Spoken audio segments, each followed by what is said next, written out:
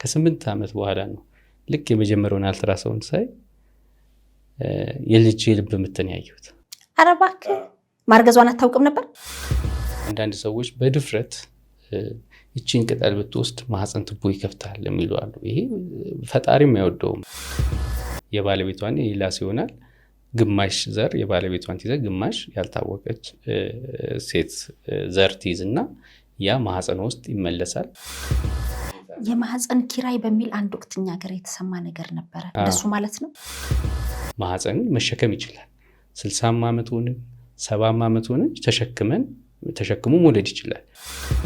ለምን እሺ ከባለቤትሽ ጋር አትሞክሪም ስላት እኔ እኮ 10 ዓመት ስለፋ ነበር። እንዴት እንደዚህ ማሾፍባን ነው መሰላት። 9 ወር የሚሸከሙ ማህፀን መሰል ነገሮች በዓለማችን ላይ እየተሞከሩ ያለበት ሁኔታ አለ። ሳይንስ ድግግሞሽን ያህል በቁጥር ይመዘግባል። ከዛ ዳታውን አውጥቶ ለራስሽ ነው መልሶ የሚሰጥሽ።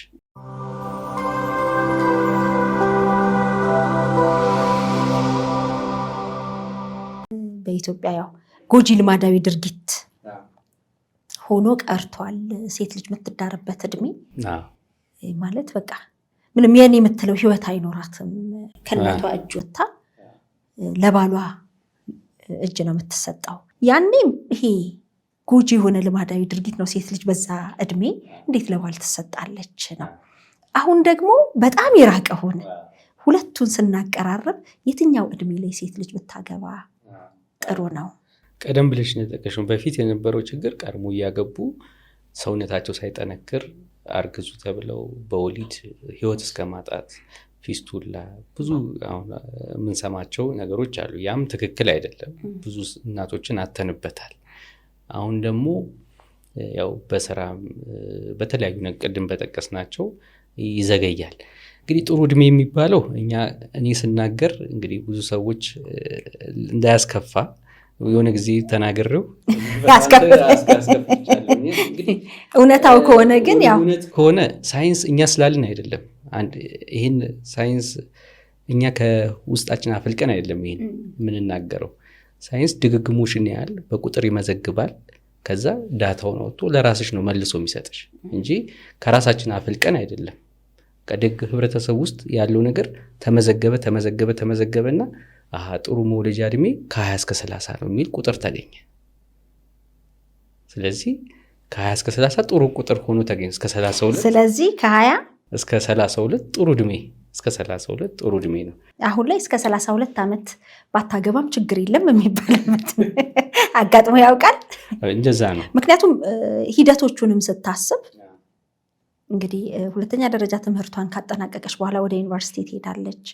ዩኒቨርሲቲ 4 ዓመት 5 ዓመት ቆይታ ከወጣች በኋላ ደግሞ ስራ ምን ሲባል እድሜ 27 28 ይደርሳል። ከዛ በኋላ የትዳር አጋሪ ማን ነው የሚለውን ነገር ደግሞ ይመጣና ተወስኖ ወደ ጋብቻ እስኪመጣ ድረስ እስከ 32 ሊሄድ ይችላል። ይሄ ቁጥር ወደ ቀዩ መስመር የተጠጋ ነው ማለት ነው ከመውለድ ጋር ተያይዞ። ይሄ ቁጥር ማስተዋል ያለብን ለሁሉም ይሰራል ማለት አይደለም፣ ግን ለአብዛኛው ሰው ይሰራል። ከዛ በኋላ እየቀነሰ ይሄዳል ነው። ጥሩ ጥራት ያላቸውም እንቁላሎች የሚገኙት በዚህ እድሜ ነው እና በአጭር ጊዜ ውስጥ የማርገዝ ሁኔታው በዚህ እድሜ ይጨምራል ነው እንጂ ሰው እኮ በ45 ዓመቱ እንደሚወልድ ከኛ በላይ እኮ ምስክር የለም። እናያለን እኮ የወለደም ገጥሞን ያውቃል። ግን ከ20 ሰው አንድ ሰው ገጠመሽና ለሁሉም ይሄንን ነው እኛ ስንናገር ይሄንን ነው። አሁን ከ20 እስከ 32 ያሉት የተለየ ነገር ከሌለ ከመቶዎቹ 90ዎቹ ያረግዛሉ። ገብቶሻል? 90 ትልቅ ቁጥር ነው። 10ዎቹ ምናልባት በሌላ ነገር ሊቸገሩ ይችላሉ። ግን ያ ቁጥር ከፍ እያለ ይሄዳል ነው። ስለዚህ ከ20 እስከ 32 የተሻለ የሚባለው እድሜ ነው። ጤነኛም ልጅ ለማግኘት የተለያየ ነገር ለማግኘት እና ያው ምክንያት አይጠፋም።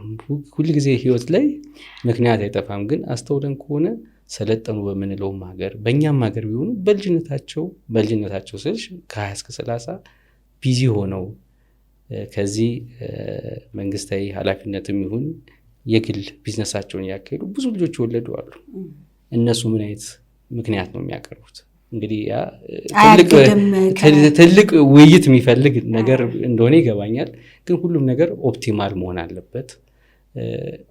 መውለድ ታይም ሴንሲቲቭ ነው።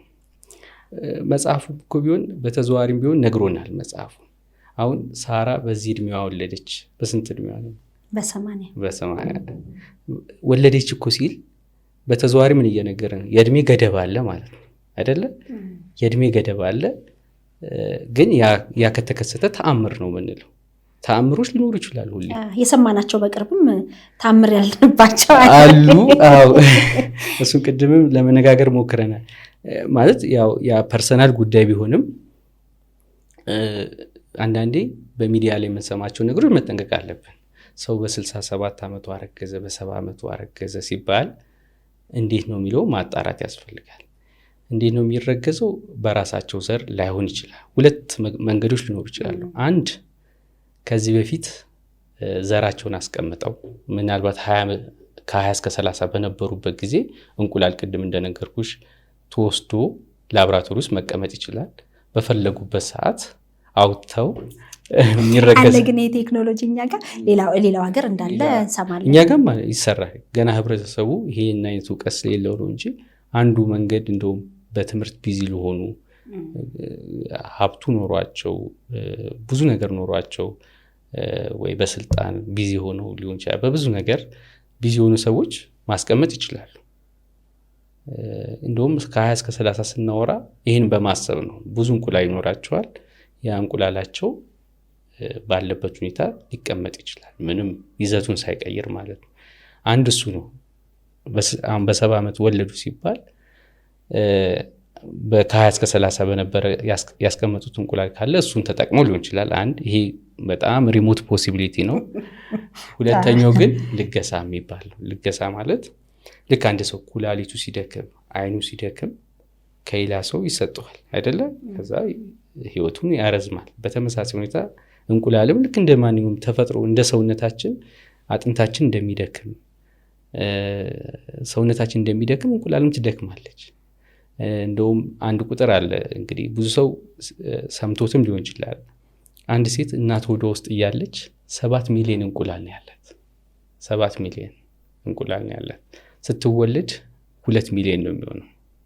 5 ሚሊዮን የለም፣ አትሬቲክ ይባላል፣ ይጠፋል። አብዛኞቹ እንቁላሎች በመባከን ነው የሚያልፉት። ልክ የወር አበባ ማየት ስትጀምር 500,000 ነው የሚሆነው። ልክ እድሜዋ 30 ሲሆን 100,000 ነው የሚሆነው። ግን እነዚህ ሁላ 100,000ዎቹ ሁላ እርግዝና ይቀየራሉ ማለት ነው። ከነዛው ሰውነት እየቆጠበ 10-15 ነው የሚሰጠው በአማካይ ማለት ነው። እና እንደዚህ እየቀነሰ የሚሄድ ነገር ነው። እና እንቁላልም ሲደክም ሌላ ሴት እድሜዋ ከ30 ዓመት በታች ሆነ ከዚህ በፊት የወለደች ሴት እንቁላል ትሰጥና የእሷ እንቁላል ከሴትዮዋ ባለቤት ጋር ይገናኝና ጽንስ ከያዘ ማንኛውም ሰው ማህፀኑ በማንኛውም ጊዜ ይሰራል። ያ ማለት ይሄ መካንነት የሚባለው ወይም መውለድ አትችልም የተባለች ሴት በዚህ መልኩ በልገሳ መውለድ ትችላለች ማለት ነው። ማለት ማህፀኑ ይችላል መሸከም ይችላል። ከዛ በኋላ ተፈጥሯዊ በሆነ መልኩ ነው የምትወልደው። ተፈጥሯዊ በሆነ መልኩ ነው። ያው ቅድም እንዳልኩት ጽንሱ እዛ ላብራቶሪ ውስጥ የተገናኘው የሌላ ሰውና የባለቤቷ ነው። የባለቤቷን የሌላ ሰው ይሆናል። ግማሽ ዘር የባለቤቷን ትይዘ፣ ግማሽ ያልታወቀች ሴት ዘር ትይዝና ያ ማህፀን ውስጥ ይመለሳል። ማህፀን መሸከም ይችላል። 60 ዓመት ሆነ 70 ዓመት ሆነ ተሸክሞ መውለድ ይችላል። እንደውም እኮ ውጭ ሀገር እንደው ብዙ የተለመደ ሕክምናም ባይሆን ማህፀን ትራንስፕላንቴሽን ዩትራይን ትራንስፕላንቴሽን የሚባል የማህፀን ልክ ልብ እንደሚለገሰው ልብ ሙሉ ለሙሉ ወጥቶ ለሌላ ሰው ይገባል። ማህፀንም እኮ እናት ለልጇ ሰጥታ ተረግዞ የሚወለድበት የማህፀን ኪራይ በሚል አንድ ወቅት እኛ ሀገር የተሰማ ነገር ነበረ። እንደሱ ማለት ነው። ማለት ጊዜያዊ ከወለደች በኋላ ልጅን መስጠት። አዎ እሱ ደግሞ እሱ ሌላ ነው። አሁን ይሄ ልገሳ ካልን ዘር ነው የተለገሰው ዘር። እሱ ላይ በደንብ ለተመልካቾችም ግልጽ እንዲሆን በተለያየ ምክንያት መውለድ ያልቻለች በሕክምናውም ተስፋ የለውም የተባለች እናት ከባሏ የዘር ፍሬ ተወስዶ ከሌላ ደግሞ ለጋሽ እንቁላል አግኝታ በላብራቶሪ ተገናኝቶ ወደ ማህፀኗ ሊገባ ይችላል። በዛ እናት መሆን ትችላለች። በዛ እናት መሆን እሷ አርግዛ 9 ወር አርግዛ ትወልዳለች። በደንብ ፊሊንጉን ታውቀዋለች። ሁሉም የእርግዝና ምልክቶች ይኖራሉ፣ ጡት ማጥባትን ጨምሮ ማለት ነው። ሁሉም የእርግዝና ለውጦች ይኖራሉ። ስለዚህ ያው አርግዛ መውለዷ ለእሷ የሚሰጣት ነገር አለ። እንግዲህ ይሄ በጣም አከራካሪ ነው። በብዙ በሃይማኖቶች በባህል በብዙ ነገር አከራካሪ ነው። የትኛውም ዓለም ላይ አከራካሪ ሆኖ የሚደረግ ሕክምና ነው። ግን ታካሚዎች ደግሞ ይሄን የሚያስፈልጋቸው ታካሚዎች አሉ። ያ ምርጫ የታካሚ ምርጫ ነው። ይሄ ልገሳ የምንለው ነው፣ ወይም ዶነር አይቪኤፍ የምንለው ነው። ሰሮጌሲ ቅድም የጠቀሽው ደግሞ የማህፀን ኪራይ የሚባለው ምንድነው? አንዳንድ ጊዜ ማህፀናቸው እኛ ሀገር በተለይ ቲቢ በሽታ አለ። ቲቢን በሽታ ሰው ብዙ የሚያውቀው በሳምባ ነው፣ ግን ከመካንነት ጋር በጣም የተያያዘ ነው። ማህፀን ትቦ ይዘጋል። ማህፀንን ልጅ 9 ወር የሚሸከመውን ማህፀን እንስራ የመሰለ ማህፀን አይደለ? እሱ ውስጡ አንዳንዴ በጠባሳ ሊሸፈን ይችላል። ሙሉ ለሙሉ በጠባሳ ከተሸፈነ ያው ለመክፈት ይሞከራል በካሜራ። የተለያዩ ህክምናዎች አሉ። እነዛም ሁሉ ህክምናዎች አልፎ ማህፀኑ ንቅንቅ የማይል ከሆነ ምንም ለውጥ የማያሳይ ከሆነ የቅርብ ሰው ሊሆን ይችላል፣ እህት ሊሆን ይችላል። የቅርብ ሰው ማህፀኑን ይሰጣል ማለት ነው። እንዴት ነው ማለት ነው? የእሷ የዘር ችግር ላይኖራት ይችላል። ብዙ እንቁላል ይኖራታል። የእሷ እንቁላል ይወሰዳል፣ የባለቤቷም ዘር ይወሰድና ላብራቶሪ ውስጥ ተገናኘ። የራሳቸው ልጅ አለ ላብራቶሪ ውስጥ። ያንን ልጅ የሚሸከምላት 9 ወር በአደራ የሚቀበልላት ሰው ያስፈልጋል። ያ የቅርብ ሰው እህት ሊሆን ይችላል። እንደዛ ይደረጋል። እንግዲህ ይሄ በጣም ውስብስብ ነው። ተደርጎ ያውቃል። ግን ሀገራችን ሁለቱም በህግ በይፋ የተፈቀደ ነገር የለም። በብዛት ይህንን ውጪ ነው የሚያሰሩት። ግን ይሄ የማህፀን ኪራይ የሚባለው ደግሞ ትንሽ ወሰብሰብ ሊል ይችላል። ግን ከወሰድሽው የራሳቸው ዘር የሚኖረው በማህፀን ኪራዩ ላይ ነው። ምክንያቱም የእሷም የባለቤቷም ዘር ውጭ ኖሮ ተገናኝቶ 9 ወር የት ይቆይ የሚለው ነው። እንግዲህ የተለያዩ ቴክኖሎጂዎችም ሰምተናል። 9 ወር የሚሸከሙ ምንድነው ማህፀን መሰል ነገሮች በዓለማችን ላይ እየተሞከሩ ያለበት ሁኔታ አለ። ለነሱ ተብሎ ነው ፕራይመርሊ ያው ማህፀናቸው ሙሉ ለሙሉ የማይሰራ ከሆነ አንድ ያለው አማራጭ ከሌላ ሰው ማህፀን ትራንስፕልክ ልብ እንደሚተካው ልብም ማህፀን መተካት፣ ሙሉ ለሙሉ ማህፀን አውጥቶ የተበላሸውን ጤነኛ ማህፀን መመለስ። ያ ጤነኛ ማህፀን ከሌላዋ ሴት የተወሰደ ነው? ከሌላ የተወሰደ ነው። ሪፖርቶች አሉ፣ በጣም ጥቂት ቢሆኑ በቁጥር እንዲህ ባላስታውሳቸውም። እናት ለልጇ አሁን እናት ኦልሬዲ መውለድ አቁማለች። የእሷን ማህፀን ለልጇ ትሰጥና ልክ ልብ እንደሚተካው ይሁንና እሷ አርግዛ የምትወልድበት አለ። በሪፖርት ደረጃ ጥቂት ሰዎች ላይ የተሞከሩ ናቸው። በጣም ውስብስብ ናቸው። ምክንያቱም ብዙ የደም ስሮች ያሉበት ብዙ ነርቮች ያሉበት ቦታ ስለሆነና ይሄ ህክምና ለብዙ ሰዎች ለመስጠት ሊያስቸግር ይችላል። ግን ጥቂት ሰዎች ላይ ተሞክሯል። ወይ ደግሞ ምንም አትሆንም የለገሰችው እናት ማህፀን እኮ በብዙ ነገር ይወጣል እኮ። ሰው ካንሰር ካለበት ማህፀን ይወጣል። እጢ ካለ እኮ ማህፀን ይወጣል። ካለ ማህፀን መኖር ይቻላል። ስለዚህ ምንም ችግር የለው። ከሆነ ጊዜ እኮ በኋላ ልክ ኩላሊት 2 እንዳለን ነው የሚሆነው። ማለት ትርፍ አካል ነው የሚሆነው። ብዙ ችግሮች አይኖሩትም። ስለዚህ ሰው ካለ ማህፀን መኖር ስለሚችል ማህፀን መስጠት ይቻላል። ችግሩ ምንድነው? ቴክኒክ ነው። ቴክኒካሊ ማህፀንን መመለስ ውስብስብ ህክምና ነው። ከወጣ በኋላ ወጥቶ ሌላ ሰው ማስገባት ውስብስብ ነው። ያው እንደ ልብ ህክምና ልብም እኮ ይደረጋል። ከሌላ ሰው ልብ ተወስዶ ወደ ሌላ ሰው ይደረጋል። ግን ያ ብዙ ስለተሰራበት ለብዙ ሰዎች ይጠቀሙታል። ግን ይሄ ማህፀን አውጥቶ ወደ ሌላ ግን ማድረግ ግን ገና በማደግ ላይ ያለ ሳይንስ ነው። በጣም ነው ግን የሚገርመው። እንግዲህ ትልቁ ነገር ዘርን ተክቶ ማለፍ የሞት መድኃኒቱም ይባላል አይደል? መውለድ ነው ይባላል። እውነት ነው። አይንን በአይን ማየት፣ መውለድ፣ ተስፋ ማድረግ፣ በእድሜ ማምሻ ምርኩዝ ማድረግ ልጆቼ ማለት ምኞትም ፍላጎትም ነው። ይሄ ያልተሳካላቸው ደግሞ ሳይንሱ ያመጣው ነገር በጣም የሚገራርሙ ነገሮች ናቸው። አሁን ይሄ አይቪኤፍ ራሱን የቻለ በራሷ የራሷን እንቁላል ሌላው ጋር አድርጎ መልሳ መውለድ እንድትችል የሚያደርግ ነው። ልገሳው ላይ ስንመጣ ደግሞ ማንኛውም እናቴ መሆን ህልም ያላት ፍላጎቱ ያላት ልታሳካ የምትችልበት ነው። ግን ዘሩ የእሱ አይደለም። ይሄ ምናልባት በዲኤንኤ በሌላው ሄዶ እናትና ልጅ አይደሉም ሊባል ይችላል። መቼም ወልዳለች፣ ያ ልጅ ወይም ያቺ ልጅ አደገች። ይሄ በእውነት ከባድ ጥያቄ ነው። ግን ያው እውነት ነው። ጄኔቲክ ቴስት ብንሰራ የምናገኘው የአባቱን ዘርና የለጋሿን ብቻ ነው። የልጁ ዲኤንኤ ቢሰራ እንጂ የእሷ እንትን አይኖርም።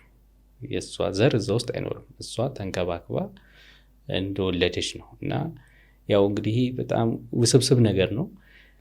ከተወለደ በኋላ ለልጁ ኢንፎርም ማድረግ፣ መናገር አለመናገር የሚሉ ብዙ እንትኖች አሉት። አሁን አንዳንድ አውሮፓ ሀገሮች ለልጁ ማሳወቅ ግዴታ የሚሆንባቸው ሀገሮች አሉ። አንዳንድ ሀገሮች ደግሞ ሳይታወቅ አኖኒመስ ሆኖ የሚቀጥልበት ሁኔታ አለ። እንግዲህ ይሄ በጣም ሶሻል ፓርትም አለው።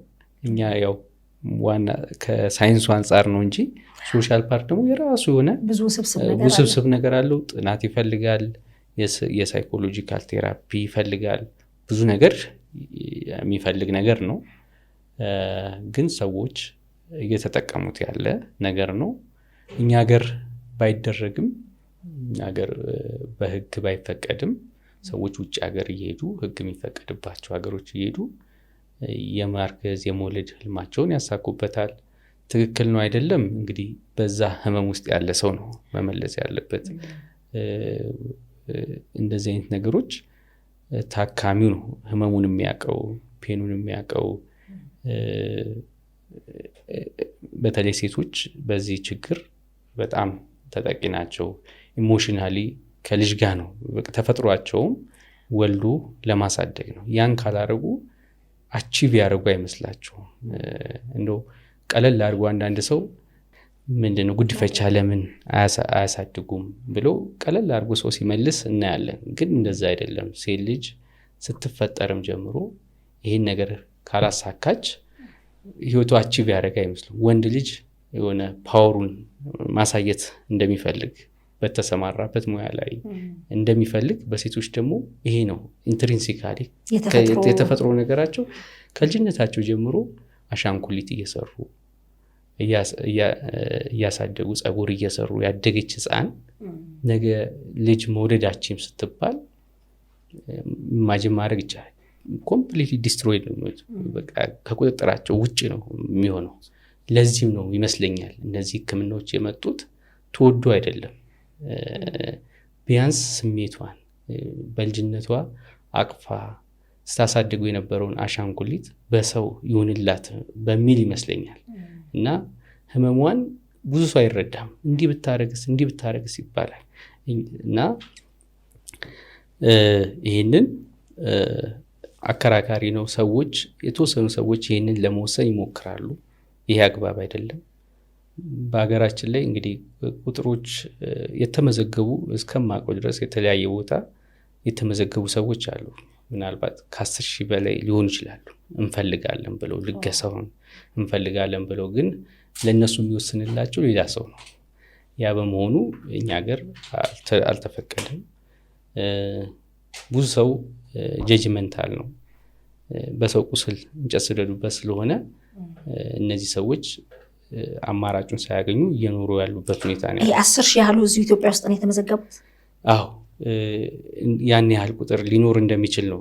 ከተወሰኑ ዓመታት በፊት ከ4-5 ዓመት በፊት እስከ 3,000 እንደተመዘገቡ አውቃለሁ። ከዛም በኋላ የነበሩ ቁጥሮች አሉ። ወደ 10,000 ይጠጋል የሚል የራሴ ግምት ነው። እና እንደዛ ፍላጎት ያሳዩ ናቸው። እንግዲህ ዝም ብሎም የተቀመጠ ብዙ ሰው ይኖራል። ግን ያው ችግሩ በሌሎች አይን ቀሎ ስለሚታይ ብዙ ያልተገፋበት ሁኔታ ነው ያለው በሀገራችን። እንግዲህ ወደፊት ምላሽ ያገኛል ብለን እናስባለን።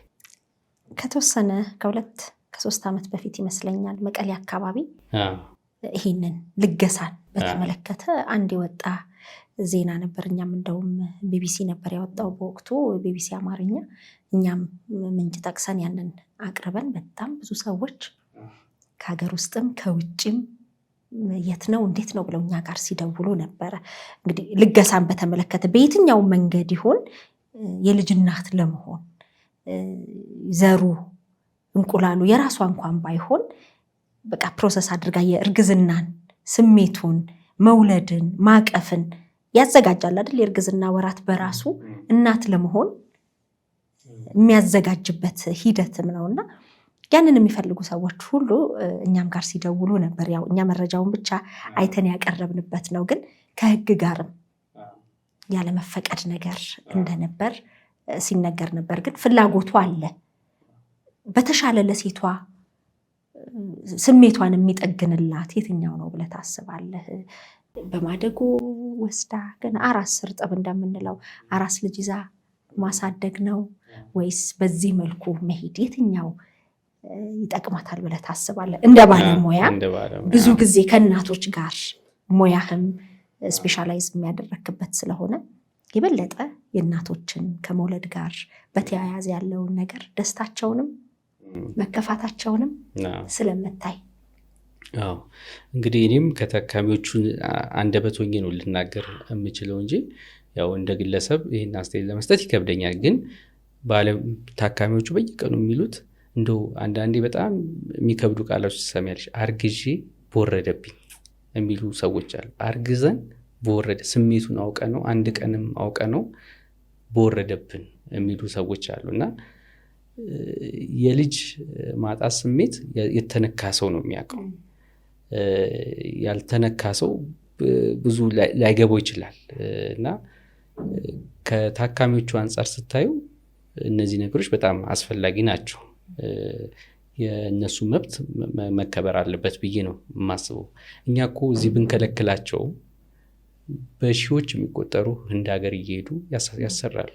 ብዙ ልጆች መልካቸው ሲቀየር በብዙ በስነ ልቦናም በምንም የተራራቀ ቦታ ሄዶ ማሰራት ትንሽ ሊከብድ ይችላል። ቢያንስ በከለርም በምንም በተቀራረበ መልኩ ቢሆን ጥሩ ነው። የምናቆሙ ነገር አይደለም ይሄንን። ስለዚህ ሰዎች ውጭ ሀገር እየሄዱ የሚያሰሩ ከሆነ ለምን እዚህ አይሰራ የሚለው ጥያቄ ምልክት ውስጥ መቀመጥ አለበት ብዬ ነው ማስበው። ይህን ደግሞ መወሰን ያለባቸው ታካሚዎቹ መሆን አለባቸው። አንፎርቹኔትሊ ድምፅ የላቸው አይደለም። በሰው ዘር ቀርቶ በራሳቸው ዘር ራሱ ለመታከም አብዛኛው ድምፅ የለውም። የሚያግዘው የለም፣ ሰፖርት የሚያደርገው የለም፣ ህብረትም የለም። ሁሉም ተደብቆ በቤቱ እያለቀሰ የሚኖርበት ሁኔታ ነው ያለው እና እኛ እዚህ ቢከለከልም በብዙ ሚሊዮኖች እንደ ሀገር እያጣን ነው። በነገራችን ላይ ሰው ውጭ ሀገር ሄዶ እኮ ሲታከም ዶላር ሀገሪቷ በሚሊዮን የሚቆጠር ዶላር ታጣለች። ሜዲካል ቱሪዝም በጣም ብዙ ነው። ታይላንድ፣ ህንድ ይካሄዳልና ይሄ መታሰብ አለበት። ድምፃቸው መሰማት አለበት ብዬ አስባለሁ። ሁሌ ይጠይቁኛል ታካሚዎቹ ለምንድን ነው የማይፈቀደው ብሎ። እኔ አንድ ግለሰብ ሙስን ነው የሚመስላቸውና እንቅስቃሴዎች አሉ። ነገር ግን ያው እኛ ብቻ አይደለም፣ እኛ እንደ አንድ ሐኪም ማከም ነው እንጂ የህግ ጉዳዮች፣ የስነ ልቦና ጉዳዮች፣ እነዚህ የመሳሰሉ ነገሮች ሰዎች የራሱ አካሄድ አለው እና በዛ መልኩ ነው እንላቸዋልና ብዙዎች ተቀይመው ተከፍተው ውጭ ሀገር እየሄዱ የሚያሰሩበት ሁኔታ አለ። ብንከለክልም የትኛውንም መንገድ ይሄዳሉ። ቢፈቀድ ህጉ ልክ እንደ አይቪኤፍ እንደሚደረገው ህክምና ይሄ ልገሳው ተመሳሳይነት አለው? ከተለያየ ከሁለት ሰዎች የዘር ፍሬ ወስዶ ለሌላት መስጠት ነው ወይስ ሌላ ራሱን የቻለ ውስብስብ የህክምና መንገድ አለው? ያው ተመሳሳይ ነው። ብቸኛ እንትኑ ምንድነው? ለጋሿ ነች እንቁላሏ እንዲያድግ የሚደረግላት መገናኘቱ፣ ላብራቶሪ ውስጥ መገናኘቱ ተመሳሳይ ፕሮሰስ ነው። ከተገናኘ በኋላ ደግሞ ወደ ማህፀን መመለሱ ወደ እሷ ማህፀን ይሄ የሰዎች መቀየር ነው እንጂ ፕሮሰሱ አንድ አይነት ነው። ውጤታማነቱም የተሻለ ነው። እንደውም አብዛኛው ከ80-90% በላይ ስኬታማ ይሆናል ልገሳ ሲሆን። ምክንያቱም እድሜዋ ከ30 ዓመት በታች ሆነ ሴት ነች የምትለግሰው። ቢሆን ከዚህ በፊት የወለደች ተመርጣ ነው የሚለገሰው እና ኳሊቲ ያለው እንቁላል ስለሚገኝ ውጤታማነቱም ከፍ ያለ ነው። ፕሮሰሱ ግን ተመሳሳይ ነው። በአንድ ቤተሰብ አባላት መካከል የተሰጠ ልገሳ ቢሆን ይሄ ለዘር ወይም ደግሞ ለዚህ ለዲኤንኤ ለምንለውም የተቀራረበ ነገር ሊኖረው ይችላል አይደለ? እንዲህ አይነት በአንድ ሰርክል ውስጥ ያሉ አንዱ ለአንዱ የሚያደርገው ርቆ አይርቅም። አሁን ለምሳሌ ህንድ ሄዶ የህንድ ልገሳን አግኝተው የወለዱ ምንም ጥያቄ የለውም። የመልክም የምንም አባቱን አይመስልም ወይ ይሄ ልጅ ማንን ነው የሚመስለው ሊባልም ይችላል ከቀለምም ከምንም አንጻርና ሀገር ውስጥ ግን በደንብ ይሄ ነገር በህግም በምንም ሀገር ውስጥ ቢሆን ብዙ ነገሮች አሉት። ከኢኮኖሚካል ነገር ካነሳን ያው ቅድም እንዳለው ነው። በብዙ ሚሊዮን ዶላር ሀገሪቷ እያጣች ነው ይሄ አለ። ከዛ ባለፈ ደግሞ እንዳልሽውም ከቅርብ ቤተሰብ ቢሆን ተመራጭ ነው የሚሆነው። ያ ነገር ስላለ እውነት ነው ሀገር ውስጥ መፈቀዱ ጠቃሚ ነው ለታካሚዎቹ። ታካሚዎቹ የሚያነሱት ይህንኑ ነገር ነው። ለምንድን ነው እኛ መሄዳችን አልቀረም፣ ገንዘባችን መውጣታችን አልቀረም፣ እዛ ድረስ ለምን እንለፋለን የሚሉ አሉ እና እውነት ነው እዚህ መሆኑ ምንም ለጥያቄ የሚቀርብም አይደለም።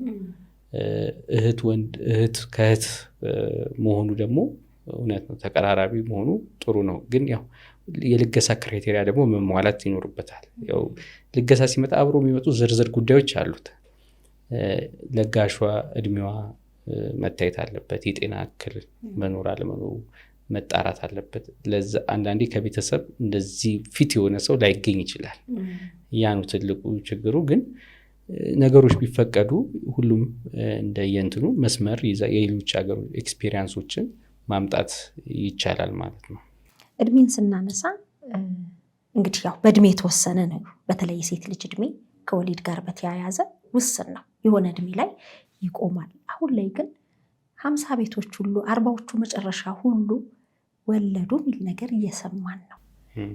የሴት ልጅ አንተ በስራ ህይወት ባለፉት 15 ዓመታት ትልቅ የእድሜ ቁጥር የምትለው ስንት ነው? ሳይንስ ውስጥ እስከ ስንት ነው የሚለው? ሰው የመጨረሻ አይወልድም የሚባልበት እድሜ እንዲህ የተቀመጠ ላይኖር ይችላል። ግን ትልቁ የተመዘገበው ሪፖርት ሁሉም ሪፖርት ይደረጋል ማለት አይደለም። አይታወቅ አንድ ገጠራማ ክልል ውስጥ ትልቅ ሆነው ሊወልዱ ይችላሉ። ግን ሳይንስ ሬጂስተር ያደረገው 59 ነው በአለም ላይ ትልቁ እስከማስታውሰው ድረስ አርግዛ በራሷ አርግዛ ይወለደች። እንዳልኩሽ የትኛውም እድሜ ላይ ሊከሰት ይችላል። በ50 ይከሰታል፣ 45 ይከሰታል፣ 40 ሁሉም ይከሰታል። ግን የብዛት ነገር ነው የምናነሳው። 45 እድሜ ላይ ካሉ 100 ሴቶች ቢኖሩ ምን ያህል ይወልዳሉ ነው። ይሄ ነው እንደ ቁጥሮችን የምንጠቅሰው። እንዳልኩሽ እኛ ከራሳችን አመንጭተን ሳይሆን ድግግሞሽ ሬጂስተር የተደረጉ ነገሮችን አይተን ነው የምንጠቅሰው። እና ሰው ከ45 ዓመት በኋላ ከመቶዎቹ 5ቶቹ ይወልዳሉ፣ 95ቱ አይወልዱም። ይህን እንግዲህ አካባቢያችንን መመልከት ይቻላል። አንድ እኮ 6-7 አክስቶቻችንን ካየን የሆነ ቁጥር እናገኛለን አይደለ?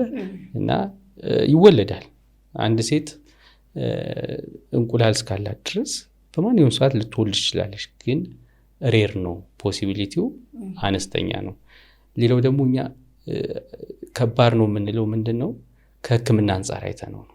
ሕክምናው አቅም አለው፣ የአቅም ውስንነት አለው። ማለት ሰው ነው፣ ሰው ሰራሽ ነው። ምንም እንኳን ፈጣሪ ፈቅዶ ቢሆንም ሰው ሰራሽ ስለሆነ ከሆነ እድሜ በኋላ ማገዝ እያቃተው ነው የሚሄደው። በተለይ ከ45 ዓመት በላይ በሄደ ቁጥር ሰው በሕክምናው ሞከረ፣ በተፈጥሮ ሞከረ፣ ኦልሞስት ተመሳሳይ የመሆን ሁኔታዎች አሉ። ግን ሁልጊዜም ሬር ፖሲቢሊቲዎች ይገጥሙናል። እኔ የ43 ዓመት የ44 ዓመት ሆና እንቁላሏ የ25 ዓመት ወጣት ያህል ብዙ እንቁላል ያላት ገጥማኝ ታውቃለች። ግን ይህንን ለሁሉም ሲሆናል ብሎ ሰውም ማዘናጋትም ነው የሚሆነው። ገብቶሻል? ስለዚህ በቁጥር ላይ የተመረኮዝን ከሆነ ከ45 ዓመት በላይ ያው እየቀነሰ ይሄዳል በተፈጥሮ የማርገዝ ሁኔታዎች ማለት ነው። ግን ያ ማለት 46 ዓመት ምንም ሴት አያረግዝም ማለት አይደለም። 47 ዓመት ምንም ሴት አያረግዝም ማለት አይደለም። በጣም ሬር ፖሲቢሊቲ ነው። የሕክምናው አቅም እያነሰ የሚሄድበት ሁኔታ ነው ያለው።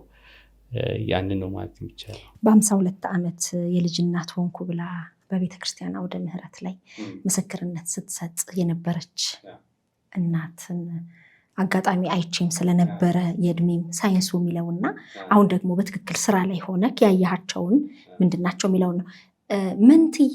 መንታዎችን በተመለከተ አሁን ላይ 4 ልጅ 5 ልጅ በጣም እየሰማን ነው በሚገርም ሁኔታ አገራችን ውስጥ። አሁን በዚህ ሳምንት መጀመሪያ አካባቢ ይመስለኛል 5 ልጆችን በአንድ የተገላገለች እናትን 4 ልጆች 2-3 አጋጥመውናል 5 ድረስ እየሰማን ነውና የማደግ እድላቸው ያው ኢኮኖሚውን ትተን ያው አቅምን ሌሎች ሰዎችም ድጋፍ ይጨመርበታል። እንደው ተፈጥሯዊ በሆነ መልኩ 5 ልጆች በአንድ ተወልደው እንዴት ነው? ይሄ በጣም እንዳልሽው ነው። በጣም ሬር ፖሲቢሊቲዎች ናቸው። አልፎ አልፎ የሚከሰቱ ናቸው። እንደዚህ አይነት እርግዝና ያው እውነት ነው፣ ሲያዩት ያጓጓል፣ ያስጨንቃል። ግን ከሳይንስ አንጻር በጣም አስጨናቂ ነው። በነገራችን ላይ ውጭ ሀገር ከአንድ በላይ ጽንስ ማዘወር እንደ አንዳንድ ሀገሮች እንደ ወንጀል የሚታይበት ሁኔታ አለ። ማለት አሁን በመካንነት ሕክምና እንዳልኩሽ በዛ ያሉ ጽንሶች እናገኛለን። ግን ከአንድ በላይ ጽንስ አይመለስም። ለምንድን ነው? እነሱ ጋር የኢንሹራንስ ጉዳይ አለ። ከአንድ በላይ ካረገሽ አንዳንዴ ያለ ጊዜው ምጥ ሊመጣ ይችላል። ያለ ጊዜው ምጥ ሲመጣ ሙቀት ክፍል የምትባላለች እኛ ሀገር ምናልባት አሁን ላይ ብዙ ሰው አፎርድ ሊያደርጉ ይችላል። ግን እዛ የሚቀመስ ነገር አይደለም። ስለዚህ ለሜዲካል የሚወጣው ወጪ ብዙ ስለሆነ አንዳንዴ እኛ ሕክምናችን ጨረስን ብለን አስረገዝን ብለን የጨረስነውን ፋይል ያመጡታል። ይህን ለምን 2 ጽንስ አስተላለፍክ? እንደዚህ አይነት ነገሮች አሉ። እንግዲህ በተፈጥሯዊ መንገድ እስከ 5 ሊሆን አይችልም? ሊሆን ይችላል። እሱ በተፈጥሯዊ መንገድ ሊሆን ይችላል።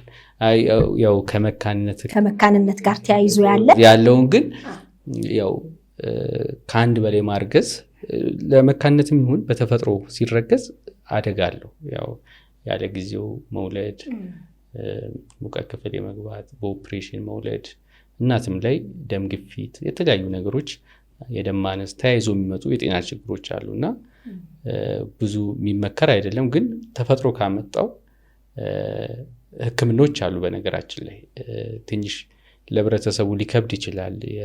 ቀድሞ ከታወቀ እስከ 3 ወር እስከ 4 ወር ባለው ከታወቀ በውጭ ሀገር በብዛት ፕራክቲስ የሚደረግ ነው። ጽንሶችን የመቀነስ የሚባል ነገር አለ። ምክንያቱም በኋላ ላይ ሄዶ ጽንሶችን ሁላ ከማጣት አሁን 4 ልጅ አርግዞ 4ቱንም ያለ ጊዜው ሊወለዱ ይችላል። ብዙ ሰዎች እኮ ይሄኔ አንሰማም እንጂ 4 አርግዘው ጊዜያቸው ሳይደርስ ያጡ ሊኖሩ ይችላሉ። እኔ አስታውሳለሁ አንድ በአይቪኤፍ ያረገዙ መንታ 3 አርግዘው ታካሚዎቹ ናቸው የነገሩ። በሌላ ሀገር ነው 3 ያረግዙና ወጣቶች ናቸው ይቀጥል ይላሉ እርግዝናው። አጋጣሚ 5 ወር ላይ ይቋረጥባቸዋል። ማለት ጽንሱ መቀጠል አልቻለም። ማህፀን የመሸከም አቅሙ፣ ያለ ጊዜው ምጥ፣ እነዚህ የመሳሰሉ ነገሮች ይመጡና እነዚህ ታሪኮች አንሰማም። እኛ ሰክሰስፉል የሆኑትን መጨረሻ ላይ የደረሱትን ነው። ፈጣሪ ፈቅዶ ይደርሳል። ያንን እኛ ልናቅ አንችልም። ግን ተጋላጭነቱ በጣም ከፍ ያለ ነው።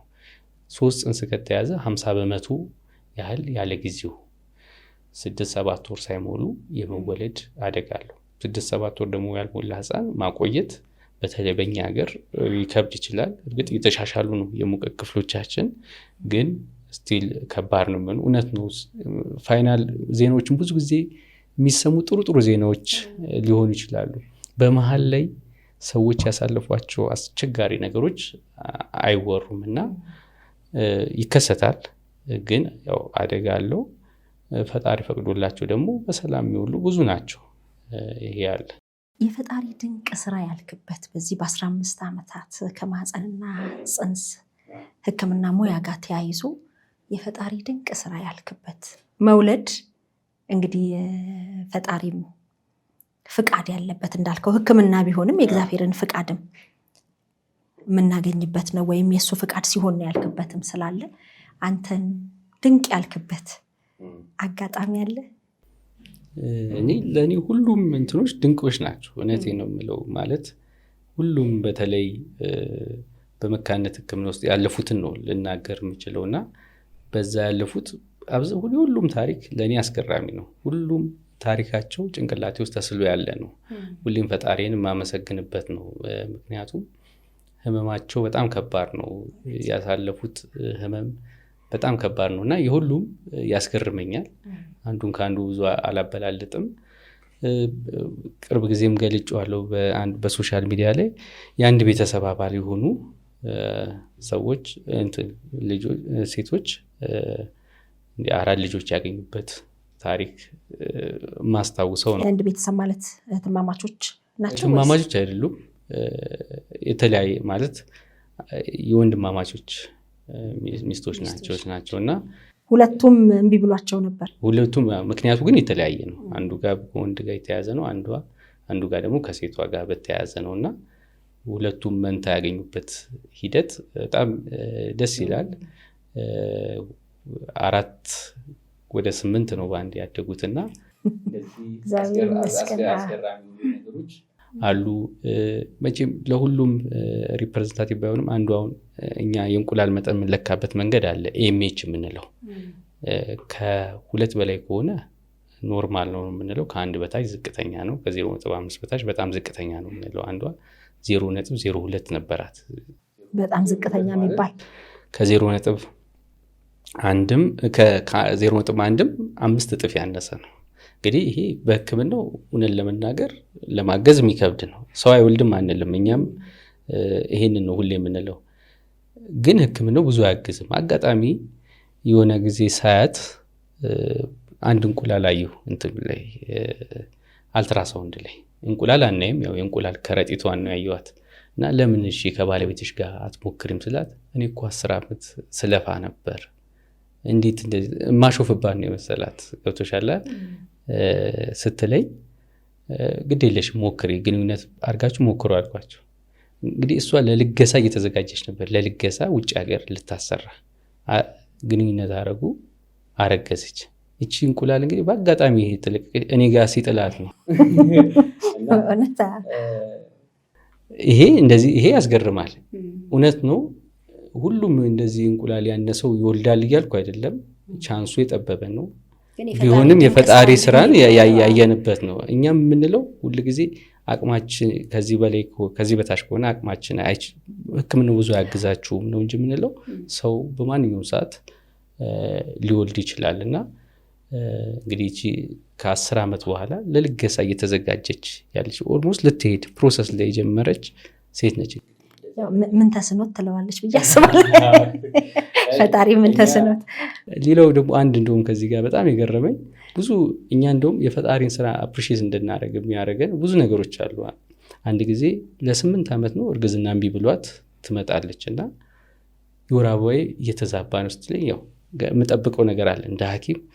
አሁን እሷ የወር አበባዋ መዛባት ጀመረ ወይ እንቁላሏ ቀንሷል። በቃ መጀመሪያ የምናስበው ወይ እንቁላሏ ብዙ ሊሆን ይችላል። በነገራችን ላይ እንቁላልም ሲበዛ የወር አበባቸው ይዛባል። የፒሲኦኤስ የምንለው ችግር አለ እና ወይ እንቁላል ማነስ ይሆናል። ምክንያቱም 8 ዓመት ነው እድሜዋም ስትነግረን ከ35 ዓመት በላይ ነው እና እንቁላሏ ማነስ አለበት ብዬ ከ8 ዓመት በኋላ ነው ልክ የመጀመሪያውን አልትራሳውንድ ሳይ የልጅ የልብ ምትን ያየሁት።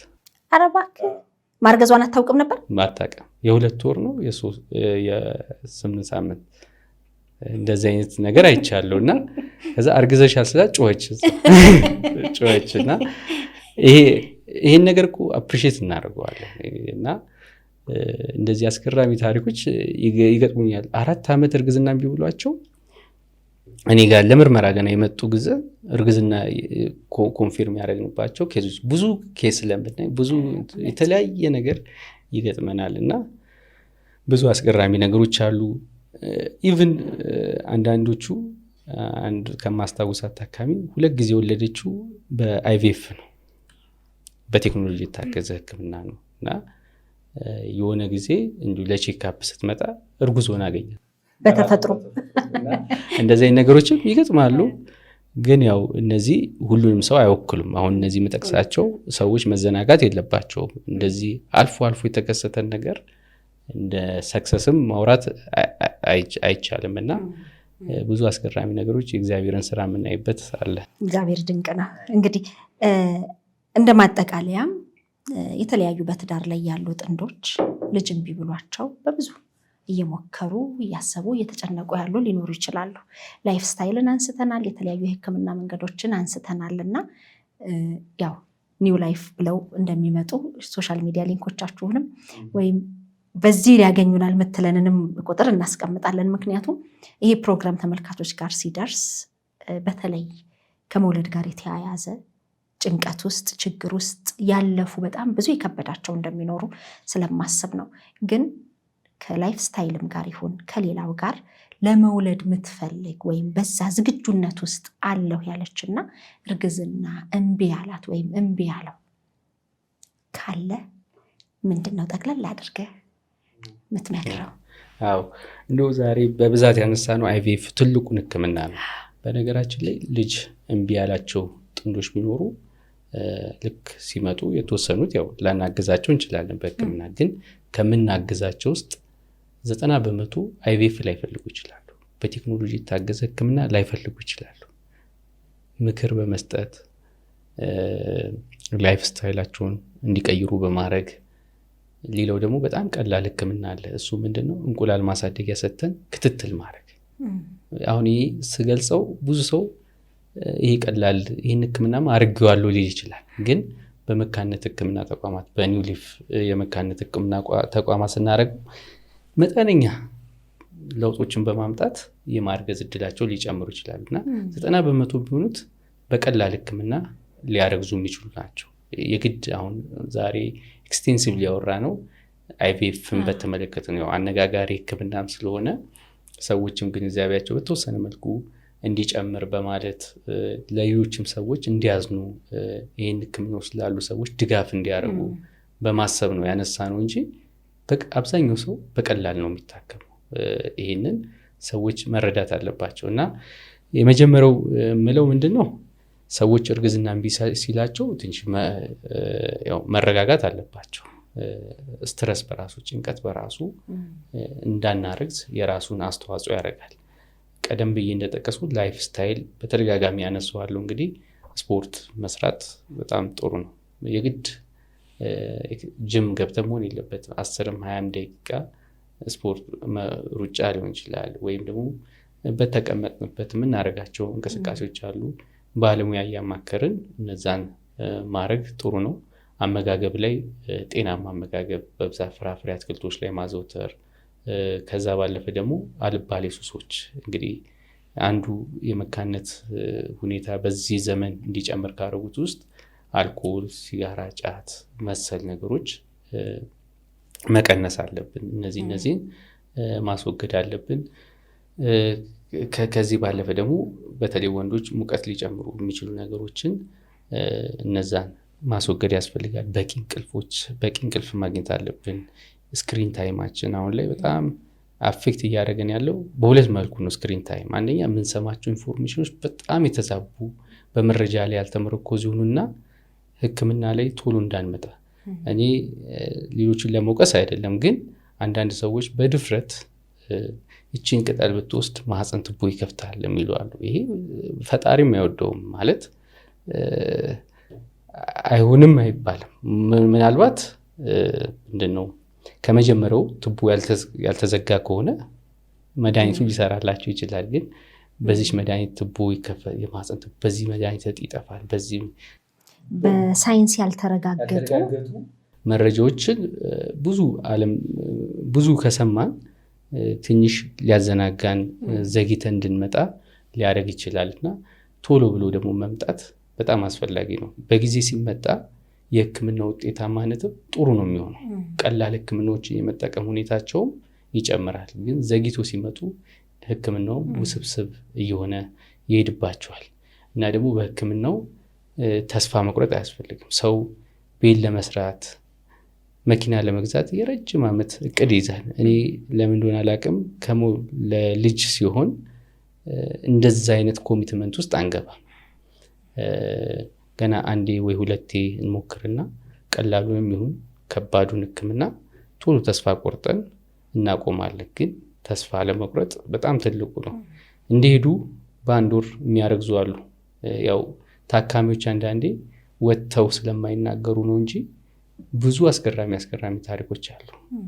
በአንድ ወር ህክምና የሚያረግዙ ግን አንዳንዶች ደግሞ ወራት ሊፈጅባቸው ይችላል። ቀደም ብዬ ጠቀስኳት እስከ 2 ዓመት ህክምናው ሊፈጅባቸው ይችላል እና አንድ ሰው ለምሳሌ ስኳር ኖሮት አይ ስኳሬ በደንብ ስላልወረደ ብለው ከህክምና አይጠፋም። ምክንያቱም ነገ ህይወቱ አደጋ ላይ ሊጥል የሚችል ነገር ሊኖር ይችላል። ኩላሊቱ ሊጎዳ ይችላል፣ አይኑ ሊጎዳ ይችላል። በተመሳሳይ ሁኔታ እርግዝና እምቢ ያላቸው ጥንዶች ሙጭጭ ብለው ህክምናቸውን መከታተል አለባቸው። ተበሳጭተው ቢያቆሙ ሐኪሙን አይደለም ወይም ደግሞ ሌላ ሰው አይደለም የሚጎዱት ራሳቸውን ነው። እኔ ብዙ ይገጥመኛል። ከ4 ዓመት በፊት የሆነ ቦታ አይቪኤፍ አሰርቼ ነበረ። በሱ ተበሳጭቼ አቁም ያለው ብሎ ከ4 ዓመት በኋላ ሲመጡ ችግሮቹ ተወሳስበው እንቁላሉ ቀንሶ ወይ ሌላ ችግሮች ተጨምረው ይመጣሉ እና ፕላናችንን ሰፋ አድርገን መጀመር ነው ያለብን ብዬ ነው የማስበው። እና ደግሞ ሁሉም ህክምናዎች ወጪ የሚፈልጉ ላይሆኑ ይችላሉ። እኔ አሁን በተለይ በቅርብ ጊዜ ፒሲኦኤስ የሚባል በሽታ አለ። እንግዲህ ወደፊት በደንብ የምንገልጸው ይሆናል። በተለያዩ ሶሻል በእኔ ቲክቶክ ፔጅ ላይም በብዛት እያነሳሁት ነው እና በቀላል ህክምናዎች የሚታከሙ አሉ። እንደዚህ አይነት በሽታ ያላቸው ወጣቶች ከሆኑ በቀላሉ ሊያረግዙ የሚችሉበት ሁኔታ አለና ሁልጊዜ ከወጪ ጋር ብቻ አያገናኙት። እስከ ሰዎች የሚሰሟቸው ኢንፎርሜሽኖች ስኬታማ ታሪኮችን ብቻ ሰምተውም አይምጡ። ምክንያቱም የነሱ ላይሆን ይችላል። ደግሞ ያልተሳካላቸውን ብቻ ሰምተው ደግሞ ተስፋ መቁረጥ የለባቸው። ሁሉም ሰው የራሱ የተጻፈለት ነገር አለ እና እንዲህ መረጃዎች የሚሰሟቸው መረጃዎች የተጣሩ በመረጃ ላይ የተመረኮዙ ቢሆኑ ጥሩ ነው። ዞሮ ዞሮ ተጎጂም ተጠቃሚም እነሱ ናቸው። ማንም እንትን የሚለው የለምና ያንን ማድረግ ያስፈልጋል። ትዕግስት ግን በጣም አሁን እውቀቱም እየመጣ ነው። ጥሩነቱ በወንዶች ላይ መካንነት እንዳለ ሰው እያወቀ ነው። እንደውም ወንዶች እየመጡ የዘር ፈሳሻቸውን ብቻ ተመርምረው የሚሄዱበት ሁኔታ እየመጣ ነው እና በወንድም በሴትም የሚከሰት ስለሆነ በጋራ መጥተው መመርመር አለባቸው። ተስፋ ሳይቆርጡ እስከ መጨረሻው መታከም አለባቸው ብዬ ነው መልእክት ማስተላልፈው። እንግዲህ ሁሌም ከጎናቸው ነን። እንግዲህ እንደዚህ አይነት ተቋማት ራሱ የልብ ማዕከል እንደሚባለው የኩላሊት ማዕከል እንደሚባለው የመካንነት ማዕከሎች መኖራቸው በጣም እድለኞች ናቸው። እኔ ከዛሬ 10 ዓመት በፊት መካንነትን እኔ ራሱ አክምበት የነበረው መንገድ ብዙ ጥሩ ያልሆኑ መንገዶች ነበሩ። ምክንያቱም ቴክኖሎጂውም ስለሌለ ትምህርቱም ስለሌለ የምናክምበት መንገድ እንደዚህ ያልነበረ። ግን እውቀቱ ሲመጣ ቴክኖሎጂው ሲመጣ ብዙ ስትሰሪ ደግሞ የበለጠ ታካሚዎች እያገዝን ነው ያለ ነውና እንደውም ከረጅም ዓመት በፊት ውጭ ያሰሩ ከ10 ከ15 ዓመት በፊት ያሰሩ ይመጣሉ እና በጣም ነው የሚያመሰግኑት። እናንተ መኖራችሁ ብቻ በቂ ነው የሚሉት። በቃ ተሳካም አልተሳካም ከጎናችን መሆናችሁ በቋንቋችን የተናገርን ምን እንደሚደረግ እንኳን እየነገራችሁን ማድረጋችሁ ለማመስገን ብቻ የሚመጣ ሰው አለ። በዛው መጠን ደግሞ ይህን ያልተረዱ ሰዎች ይኖራሉ። በቃ ዝም ብሎ ከመሬት ዱብ ያለን የሚመስላቸው ጀስት እንደ አንድ ቢዝነስ ብቻ የሚቆጥሩት አሉ። ይሄ ግን እንደዛ ማሰብ የለባቸውም። በሀገራቸው መታከም በራሱ ትልቅ ሰክሰስ ነው። እንደውም እንደ ሜዲካል ቱሪዝም የሚታይ ነው። የሚገርምሽ ከኢትዮጵያኖች ባልተናነሰ ከጎረቤት ሀገሮች ከጅቡቲ፣ ከሶማሌ፣ ከኤርትራ፣ ከሳውት ሱዳን የሚመጡ ታካሚዎች አሉ። ኢቭን አንዳንድ ኒው ሊፍ ሊታከሙ ይመጡ አሉ እና በጣም ነው አፕሪሼት የሚያደርጉት። ይሄ እኮ ማለት በነጮች ሲታከሙና እዚህ ሲታከሙ ሁለቱን ቴስት አድርገው የሚመጡ አሉ። ለምሳሌ አውሮፓ ውስጥ ታክመው የሚመጡ አሉ፣ አሜሪካ ታክመው የሚመጡ አሉ እና በጣም ነው አፕሪሼት የሚያደርጉት። ፊሊንግሽ ተመሳሳይ አይሆንም። የራስሽን ወገን ስታከሚ ተመሳሳይ አይሆንም እና እንደ ሕክምናም ትልቅ የሜዲካል ቱሪዝም የሆነ ነው። ብዙ ሰዎች የተረዱበት ነው። መረጃዎችን ደግሞ በስልክ ብቻ ወይም ደግሞ በወሬ ብቻ እንትን ከሚሉ በአካል መጥተው ከቻሉት እኮ ቻሉት ነው። ወይም ደግሞ ተስፋ ካለው ይቀጥላል። ተስፋ ከሌለውም እኮ አይ ይሄ ነገር አይሆንም ብለን ትክክለኛውን መረጃ ያልተጋነነውን መረጃ በአካል ነው ማግኘት የሚችሉት። በሶሻል ሚዲያ ላይ የሚገኘው ባያዝድ የሆነ መረጃ ሊሆን ይችላል። ግን በአካል መጥተው የምንችለውን እንችላለን፣ የማንችለውን ደግሞ አንችልም ብለን እርዳታ እንደምናደርግላቸውና ተስፋ አይቁረጡ ነው። ትልቅ መልእክት ነው። ታዲያ በአካል የት ይምጡ፣ የት ነው የምትገኙት የሚለውን በደንብ መግለጽ ይኖርብናል። ኒው ሊፍ የት ነው የሚገኘው? አጭር ቁጥርም ካላችሁ ወይም መረጃ የሚያገኙበት በአካል የሚመጡበት አድራሻችሁስ የት ነው? ኒው ሊፍ የመካንነት ሕክምና ማዕከል ያው የሚገኘው ሳር ቤት ነው። እዚሁ አዲስ አበባ ሳር ቤት ደቡብ አፍሪካ ኤምባሲ ጀርባ ነው። እዛ ነው። ስልኮቹን በሶሻል ሚዲያዎች ላይም ይገኛሉ።